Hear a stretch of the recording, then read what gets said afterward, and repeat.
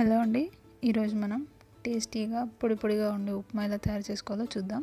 దీనికి కావాల్సిన పదార్థాలు: బొంబాయి రవ్వ లేదా గోధుమ రవ్వ 2 కప్స్ లేదా 1 glass, oil 4 to 5 table spoon, next ఆవాలు 1/2 టేబుల్ స్పూన్, జీలకర్ర 1/2 టేబుల్ స్పూన్, పచ్చిమిర్చి 4 లేదా 5, కట్ చేసిన ఉల్లిపాయ 1, కరివేపాకు, పల్లీలు 1 టేబుల్ స్పూన్, శనగపప్పు 1 టేబుల్ స్పూన్, అల్లం వెల్లుల్లి పేస్ట్ 1/2 టేబుల్ స్పూన్, సాల్ట్ సరిపడా.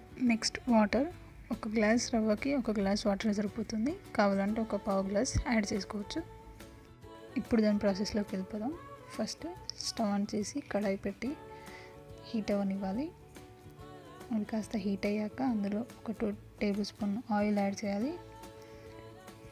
ఆయిల్ కాస్త హీట్ అయ్యాక మనం తీసుకున్న బొంబాయి రవ్వని అందులో యాడ్ చేయాలి. ఇప్పుడు దాన్ని అటు ఇటు కలుపుతూ మీడియం ఫ్లేమ్ పైన ఒక 2 మినిట్స్ పాటు ఫ్రై చేసుకోవాలి.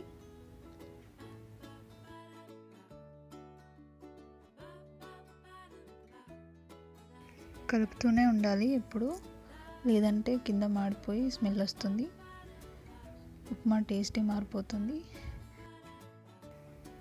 అది ఇలా కాస్త బ్రౌన్ కలర్లోకి చేంజ్ అవుతుంది.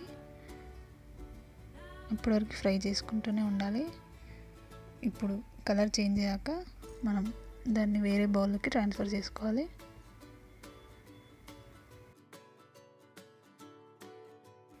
ఇప్పుడు అదే కడాయిని మళ్ళీ స్టవ్ పై పెట్టుకొని అందులో మళ్ళీ కొద్దిగా ఆయిల్ యాడ్ చేసి దాంట్లో జీలకర్ర, నెక్స్ట్ ఆవాలు యాడ్ చేసుకోవాలి. అవి చిటపటమంటున్నప్పుడు దాంట్లో పల్లీలు యాడ్ చేసుకోవాలి. పల్లీలని బాగా వేగనివ్వాలి. వాటి తర్వాత పచ్చిమిర్చి యాడ్ చేసుకోవాలి. నెక్స్ట్ అవి కాస్త వేగాక ఆనియన్, వాటితో పాటే కరివేపాకు వేయాలి. కరివేపాకు వేసాక జాగ్రత్త, ఆయిల్ మీద చిందే ఛాన్స్ ఉంటుంది. నెక్స్ట్ ఇప్పుడు దీంట్లో మనం కొద్దిగా సాల్ట్ యాడ్ చేసుకుందాం, ఆనియన్స్ కాస్త త్వరగా వేగడానికి. ఇప్పుడు అన్నీ ఒకసారి కలిపేసుకొని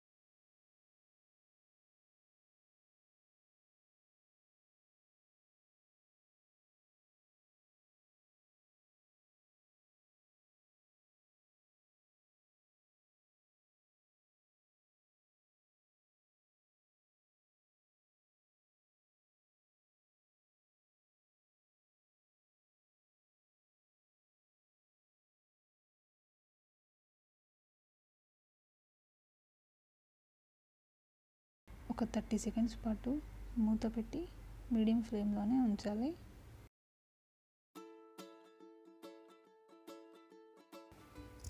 థర్టీ సెకండ్స్ తర్వాత మూత తీసి మళ్ళీ ఒకసారి ఉప్మా అంతా కలిపేసుకుందాం.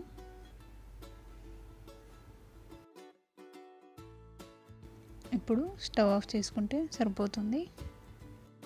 ఇప్పుడు ఇలా పొడి పొడిగా ఉండే ఉప్మాని ఒక ప్లేట్లోకి తీసుకొని కొద్దిగా కొత్తిమీరతో గార్నిష్ చేసుకొని సర్వ్ చేసుకోండి.